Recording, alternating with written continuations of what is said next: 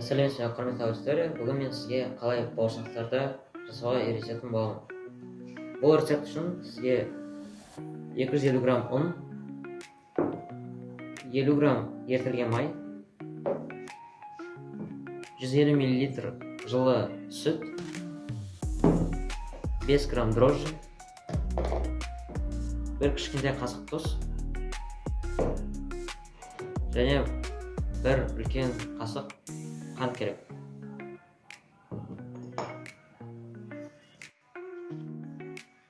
Бірінші қадам ретінде біз үлкен ыдысты алып, сол жерге біздің сүтімізді құямыз.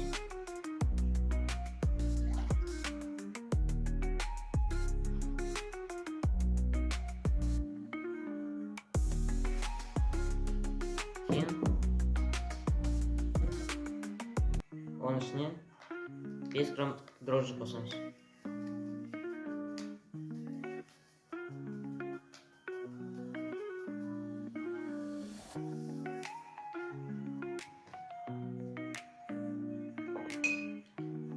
Кейін қант қосамыз.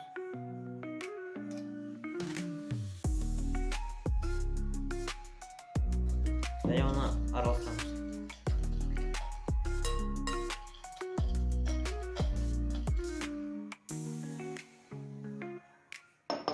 Бұл сұйықтықты 5 минутқа демалуға қалдырамыз.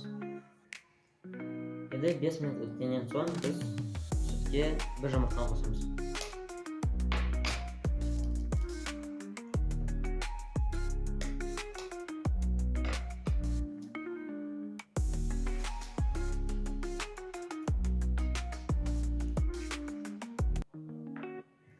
Оған қоса бір кішкентай қасық тұз саламыз.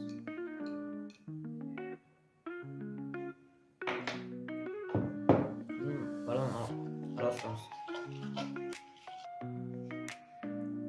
Кейін ұнды қосамыз.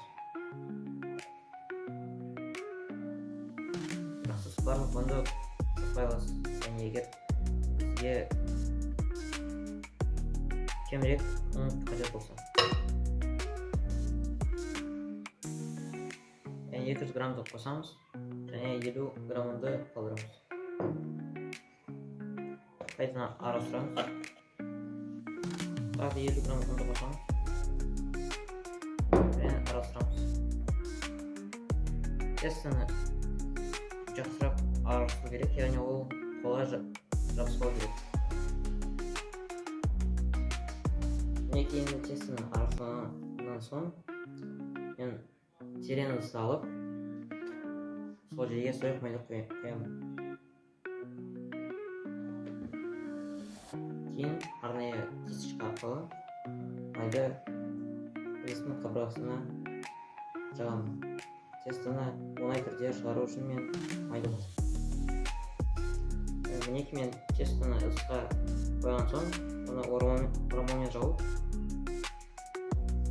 жылы жерге 1 сағатқа қоямын. Нәтижесінде бізде тесто осылай көтерілді. Енді 1,5 сағаттан кейін біздің қамырымыз демалған соң біз оны алып сүрге қоямыз. Оның алдында ұнды себеміз. Бауырсақ қазақ халқының ең көне әрі қасиетті тағамдарының бірі. Оның тарихы көшпелі өмір салтымен тікелей байланысты. Ерте замандарда қазақтар ұзақ сапарға жорыққа немесе мал соңында жүргенде ұзақ сақталатын тоқ әрі қуатты тағамдарға мұқтаж болды. Майға қуырылған бауырсақ дәл осы қажеттіліктен туған. Алғашқы бауырсақтар қарапайым қамырдан жасалып, қазанға қыздырылған майға пісірілген. Майға қуырылу оның дәмін арттырып қана қоймай, ұзақ уақыт бұзылмай сақталуына мүмкіндік берген. Сондықтан бауырсақ көшпенділердің күнделікті асы да, жол азығы да болған. Уақыт өте келе, бауырсақ қазақтың салт-дәстүрімен тығыз байланысқан тағамға айналды. Ол тойда, құдайы аста, наурыз мерекесінде, қонақ күткенде міндетті түрде дастарханға қойылады. Бауырсақ береке мен молшылықтың, қонақжайлықтың символы. Енді біз қамырды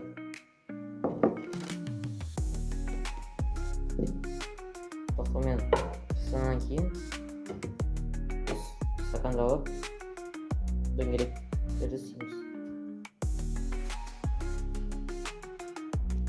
Мінекей сізде шамамен осылай шығу керек, яғни дөңгелек пішінде. Енді сізге дайын қамырды буланған майда пісіру керек.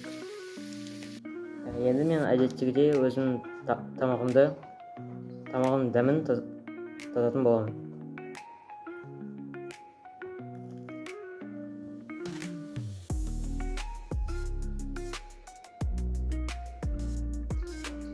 Бауырсақтардың дәмі күшті, дәмді, әрі нәзік шықты. Керемет. Енді қорытындыға келе, осылай сіз бауырсақтарды пісіре аласыз. Назарыңызға рахмет, сау болыңыз.